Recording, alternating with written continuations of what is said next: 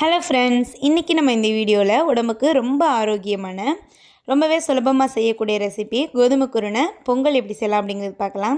இந்த கோதுமை குருணை பொங்கல் செய்கிறது வந்துட்டு ரொம்ப ஈஸி தான். இது வந்துட்டு நமக்கு டேஸ்ட்டு அவ்வளோ சூப்பராக இருக்கும். உங்களுக்கு பொங்கல் சாப்பிட பிடிக்கும் அப்படின்னா கண்டிப்பாக இந்த கோதுமை குருணை பொங்கலும் ரொம்பவே பிடிக்கும். அவ்வளோ டேஸ்ட்டாக வந்திருக்கு.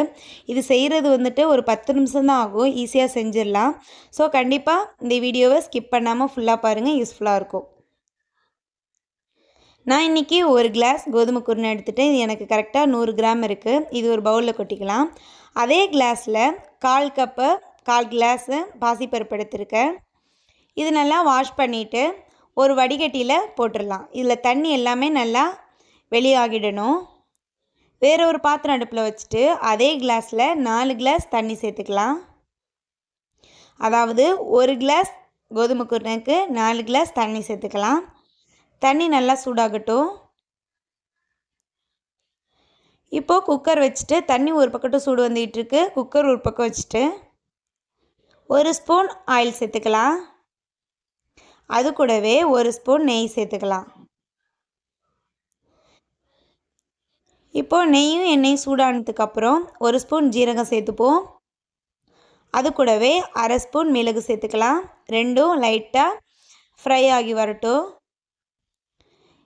இஞ்சி துருவி அதையும் சேர்த்துக்கலாம். கருவேப்பிலை கொஞ்சம் சேர்த்துப்போம். முந்திரி பருப்பு சின்ன சின்னதாக பீஸ் போட்டு அதையும் சேர்த்துக்கலாம். இது எல்லாமே சிம்மிலே வச்சுட்டு நல்லா ஃப்ரை பண்ணி எடுத்துப்போம். பெருங்காயம் நல்லா கட்டி பெருங்காயத்தை தட்டி விட்டு சேர்த்துக்கலாம். உங்கள்கிட்ட தூள் இருந்தால் கூட அது சேர்த்துக்கோங்க. என்கிட்ட கட்டி பெருங்காயம் இருந்துச்சு, அதனால் தட்டி விட்டு சேர்த்துக்கிட்டேன். இப்போது இது ஒரு பக்கத்து நல்லா லைட்டாக ஃப்ரை ஆகி வரட்டும். நல்லா வாசம் கமகமன்னு இருக்குது அந்த ஜீரகம் மிளகோடது. இப்போ கொஞ்சமாக மஞ்சள்தூள் சேர்த்துக்கலாம். இந்த கொஞ்சமாக சேர்க்குறதுனால இந்த பொங்கல் லைட் எல்லோயிஷ் கலரில் இருக்கும். ஸோ பார்க்குறதுக்கும் நமக்கு சாப்பிட்றதுக்கும் நல்லாயிருக்கும். இப்போ நம்ம வாஷ் பண்ணி வடிகட்டி வச்சுருக்க அந்த கோதுமை குருணை பாசிப்பருப்பை இது கூட சேர்த்துக்கலாம். இது சேர்த்துட்டு கொஞ்சம் நேரம் வதக்கி விடுவோம். அந்த எண்ணெய் ட்ரை ஆகி கொஞ்சம் பொழு பொழுண்டு வரும். அது வரைக்கும் ஃப்ரை பண்ணி விடுவோம். நமக்கு ஃப்ரை பண்ணும் போதே தெரியும் அந்த ஈரப்பதம்லாம் ஃபுல்லாக வற்றிடும். கொஞ்சம் அந்த கோதுமை குருணை பொழு பொழுண்டு வரும். அது வரைக்கும் ஃப்ரை பண்ணி விட்டுக்கலாம். இது ஒரு 1 நிமிஷத்துலேயே நமக்கு ஃப்ரை ஆகிடும்.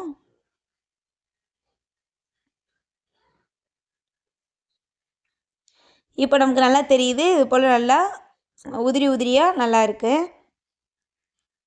இந்த டைமில் நம்ம சூடு பண்ணி வச்சுருக்க தண்ணியை இது கூட சேர்த்துப்போம். இது மாதிரி தண்ணி நம்ம சூடாக சேர்க்குறதுனால பொங்கல் நமக்கு கரெக்டான ஒரு பதத்தில் வரும். நம்ம தண்ணி சூடு பண்ணாமல் சேர்த்துட்டோம் அப்படின்னா பொங்கல் கொஞ்சம் தண்ணி கோர்த்த மாதிரி ஒரு மாதிரி இருக்கும். அதுக்காக தான் நம்ம சுடு தண்ணி சேர்க்குறோம். இப்போ தேவையான அளவு உப்பு சேர்த்துட்டு மிக்ஸ் பண்ணி விட்டுக்கலாம். இப்போ எல்லாத்தையுமே நல்லா கலந்து விட்டாச்சு. இப்போ குக்கரை மூடி வச்சுடுவோம். மேலே வெயிட் போட்டுக்கலாம். இது மீடியம் ஃப்ளேமில் வச்சுட்டு ஒரு 3 விசில் விட்டால் போதும், நமக்கு பொங்கல் ரெடி ஆகிடும். நான் 3 விசில் விட்டுட்டு இப்போது வெயிட்டெல்லாம் எடுத்துகிட்டு குக்கர் ஓப்பன் பண்ணிக்கலாம்.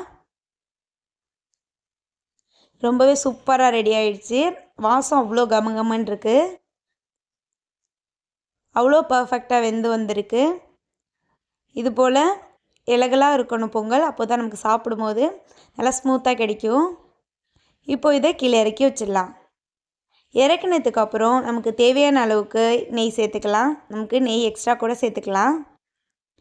நெய் சேர்த்து விட்டு மிக்ஸ் பண்ணி விட்டுருவோம். அவ்வளோதான், நமக்கு சூப்பரான கோதுமை குருணை பொங்கல் ரெடி ஆகிடுச்சு. நமக்கு செய்கிறதுக்கு கரெக்டாக ஒரு 10 நிமிஷம் தான் ஆகும். டக் டக்குன்னு செஞ்சிடலாம். இப்போ நம்ம சர்வ் பண்ணுறதுக்கு ஒரு பவுல் எடுத்துகிட்டு அதில் கொஞ்சமாக நெய் அப்ளை பண்ணிப்போம்.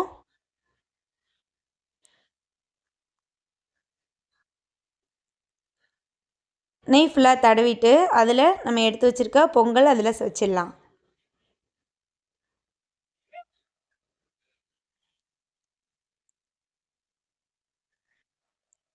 இது ஃபுல்லாக வச்சுட்டு பிளேட் எடுத்துப்போம். பிளேட் எடுத்துகிட்டு இது போல் கவுத்தி விட்டு திருப்பினோம் அப்படின்னா நமக்கு கோதுமை குருணை பொங்கல் வந்துட்டு நீட்டாக அழகாக இருக்கும் பார்க்குறதுக்கு. அதுக்காக தான். வாவ்! அழகாக இருக்குது பார்க்கும்போதே.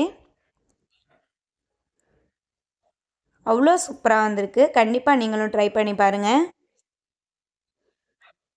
நம்ம இந்த கோதுமை குருணை பொங்கலுக்கு வந்துட்டு சட்னி, சாம்பார், அப்புறம் மீன் குழம்பு இது மாதிரி நிறைய சைட் டிஷ் வந்து ரொம்பவே சூப்பரான இருக்கும். நான் இன்றைக்கி வந்துட்டு தேங்காய் சட்னி ரெடி பண்ணியிருக்கேன். ஸோ இன்றைக்கி வந்துட்டு நம்ம இது கூடவே சாப்பிட்லாம். கண்டிப்பாக நீங்கள் ட்ரை பண்ணி எப்படி இருந்துச்சு அப்படின்னு கமெண்ட் பண்ணுங்கள். இன்னைக்கு மார்னிங் டைமில் ஈஸியாக செய்யணும் அப்படின்னா, டைம் இல்லை அப்படின்னா இது போல் டக் டக்குன்னு செஞ்சு ஹெல்த்தியான ரெசிபி கூட. ஸோ கண்டிப்பாக செஞ்சு சாப்பிட்லாம். இப்போ நான் வந்துட்டு இது சாப்பிட்டு பார்க்குறேன். அவ்வளோ சூப்பராக வந்திருக்கு. அடுத்த வீடியோவில் இன்னொரு சூப்பரான ரெசிபியோட மீட் பண்ணுறேன்.